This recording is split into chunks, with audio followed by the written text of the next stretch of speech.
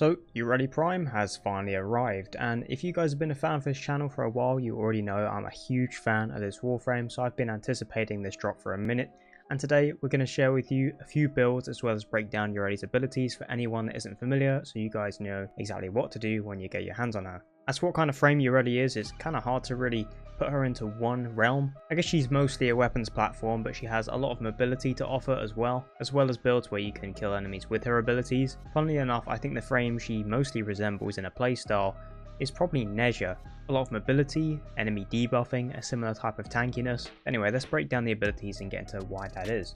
Starting off with Yareli's passive, which is one of the best in the entire game. She gains plus 200% crit chance for her secondary weapons when she's on the move. So straight up, you want to be using your secondary weapons on her pretty much at all times because it's the best way to run, and this playstyle synergizes with her kit as well. Moving on to her first ability, Sea Snares, which this is honestly one of the best debuffs in the game and it's not talked about enough. I absolutely love this ability. Yareli throws out bubbles that will seek enemies and then sort of pull them up in the air and hold them in place, doing some pretty measly damage over time, but it grants you a huge debuff to the enemies. Most of my builds on average are granting almost 350% enemy debuff. This ability not only makes enemies completely fucking redundant because they cannot move, it turns them into paper mache. If you're struggling with any enemy unit, or maybe you're even leveling some weapons and your builds aren't finished, this ability is going to carry you through most missions. Moving on to her second ability, which is very perplexing for a lot of players, but there are ways to work around it and fit your playstyle, and that is Merulina. Merulina is Yareli's surfboard or K-drive. I think the best way to describe this is, once again, much like Nezha, it is literally just Nezha's halo except in K-drive form. Whilst this ability is active, you gain up to a 90% total damage reduction, and the ability has its own health bar, much like Nezha's halo. So once that health bar is depleted, the ability ends and you have to recast it. But a really strong feature about Yareli's Merulina is its iframes. When you cast this ability, you gain 4 seconds of invulnerability, so you can stack this with something like Rolling Guard, and honestly, if you just throw in some casting speed, you can spam cast this ability, mix in Rolling Guard at the same time, maybe some shield gating, and you have a very invincible and tough to kill Warframe. And of course you have the benefits of being very fast and mobile on the board, but not everyone's going to like it, and it is quite tricky to control in tighter missions that aren't open world.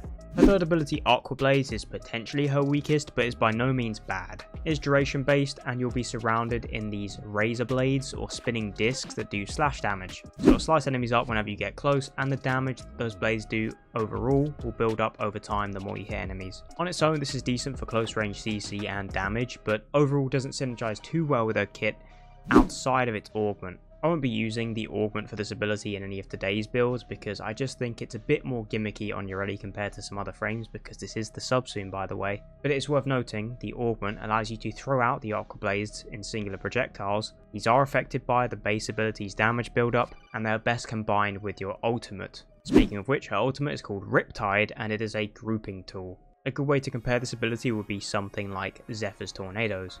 Casting this pulls enemies into the whirlpool, and then shooting into the whirlpool will disperse your damage from your weaponry. This synergizes really well with your first ability, Sea Snares, because the debuff can still apply. This is just a great way to group enemies and condense all your damage into one area, and you can recast the ability whilst it's active to send enemies outwards in an explosion. So as for Yareli's main build, the hot topic surrounding her in general is Merulina and whether or not you want to keep it on her kit. It's unwise to subsume off Merulina because of the tanky benefits it grants you, but if you don't like the mobility and hate bumping into walls, you can deactivate the surfboard whilst keeping the tanky benefits via the augment Loyal Merulina. This will make it so Merulina follows you around instead of you having to ride it, and it will send out Sea Snares at the same time, debuffing enemies.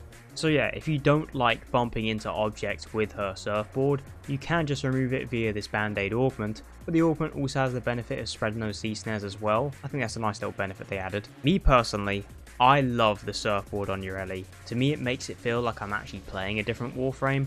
Whenever I use Loyal Merulina, I feel like I'm playing a budget Nezha. I'm running around on my feet, debuffing enemies, tanking with damage reduction and a health bar for my Merulina, much like Nezha's halo, and I'm CCing enemies with my fourth. But when I'm using the surfboard, I feel like a completely unique Warframe, and I also have access to an augment which you cannot stack at the same time as Loyal Merulina. First, we are going to start with the Loyal Merulina setup for everyone that doesn't like using the surfboard, which is quite a large population of players. There is no helmet in this build, although you could throw one in, probably getting rid of your third ability, Considering that I don't use the Loyal Merulina setup too much, I like to keep an Aqua Blade build here where I haven't got a helmet in, just in case I want to try it, especially with Surging Blades, but she has a very flexible kit when it comes to helmets. The build is focused around a large amount of power strength, so you can get a huge debuff on your first ability. You don't really need too much range on her to make her ult useful, good sustainability, duration, adaptation to stack that damage reduction, and of course Loyal Merulina so we can run around and use our primary, secondary and melee as opposed to being stuck on the board. This is the setup that a lot of people are going to want to use, but it is not personally what I like to use. One of the helmet setups I like dabbling in is something I came up with recently that is mainly just for a bit of fun, but it has its uses overall. It's not too bad. I think you guys are really going to enjoy this, and that is getting rid of her blades for Firewalker. Firewalker grants you a sprint speed buff as well as leaving a fiery trail behind you that deals damage over time. It's good for room-to-room crowd control, and the damage is okay, but the combination of this with Merulina is actually quite good at applying this to more rooms at once because you're moving so fast. And the way to use this is to cast Firewalker before Merulina because you can't do it whilst you're on the board. And yes, I did try Firewalker with its augment, but unfortunately you can't really land the kick on enemies caught in Riptide, which would be really cool. The Riptide holds enemies up in the air and the kick of flames that you send out in front of you is on the ground. The main use of Firewalker in this build is so we can actually proc the arcane of choice, which is Arcane Hotshot, which gives you a massive 300% bonus crit chance to your weapons upon proccing heat damage with their abilities. The build is mostly the same, but another addition is the change in augment, which is my personal favourite augment for Yareli, and that is Merulina Guardian. It allows you to get a huge bonus to your fire rate for your secondary weapon, and you can use sea snares to heal the total HP of your Merulina, giving it more sustainability over time, meaning you don't have to recast it that often and you can just surf around 24/7. I like the surfboard, and giving me more fire and reload speed is just perfect. Then I have the bonus crit chance from Arcane Hotshot stacking with my passive for red crits, and other than that the build remains the same. This is a super fun synergy and I highly recommend you try it if you're looking for something a little bit different. Now moving on to the third and final setup of the video.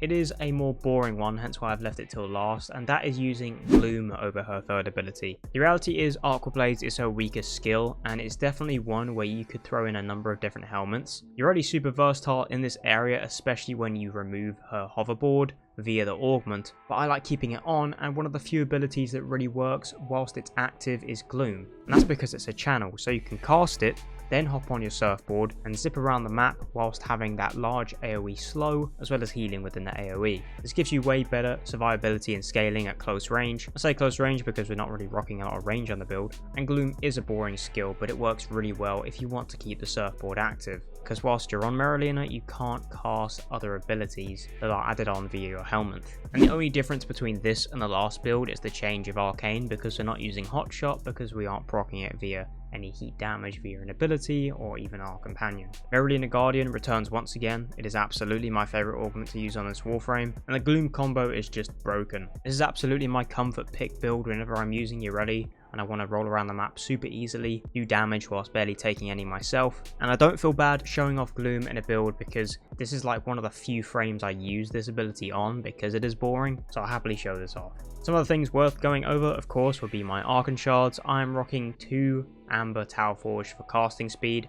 These aren't overly necessary, but if you want to make the most use out of those iframes from casting Merulina, you're going to want some casting speed. Now, I spend most of my time using just secondaries on Yareli anyway. My personal 2 favourite picks to use on her right now would be the Incarnate Atmos and the Incarnate Furious. What's interesting about the Atmos is normally I would just use its primary fire, but because of the fire rate buff from Merulina Guardian, I find myself using the Incarnate form more just because I'm running out of ammo a bit quicker in my primary fire, and shooting out rapid fire grenades from the Incarnate form is absolutely hilarious. And it's also pretty effective on the DPS as well. The Incarnate Atmos is incredibly underrated and it has a chaining beam, so it's kind of similar to the Kuva Nucor, which is another great option by the way. And the Furious Incarnate is good old reliable. It still absolutely rips with Yareli. The combination of this weapon and her debuff from her sea snares is completely busted. I make the argument this might be the perfect weapon to use with Yareli, and highly recommend you try the combination. And as for companions, I'm using the Nautilus, which is frequently popping up on this channel. This isn't overly necessary. A Panzervolper Viola to spread viral would also be a good option, but I do like the fact that it has its own built-in grouping and means I don't have to spam my 4 too much. It allows me to spam my first ability sea snares on enemies more conveniently. So there we have it, my Yareli Prime refreshment for builds for you guys. These are the ones that I've been using lately. If you guys find them useful, let me know what you guys have been running on your Yareli Prime. If you have not tried this frame before, she is very underrated. I know she's not that popular even still after her buffs. You need to try her. She is so much fun. In my opinion, one of the most versatile frames in the game right now, and a really nice switch up in her playstyle. And I mean, the Prime looks awesome, so if you ever need an excuse to try her, now you have one. I hope you guys enjoyed the video and found it useful. If you did, feel free to like and sub. If not, then no worries. I appreciate you all for watching as always, and I'll see you guys in the next video. Take care.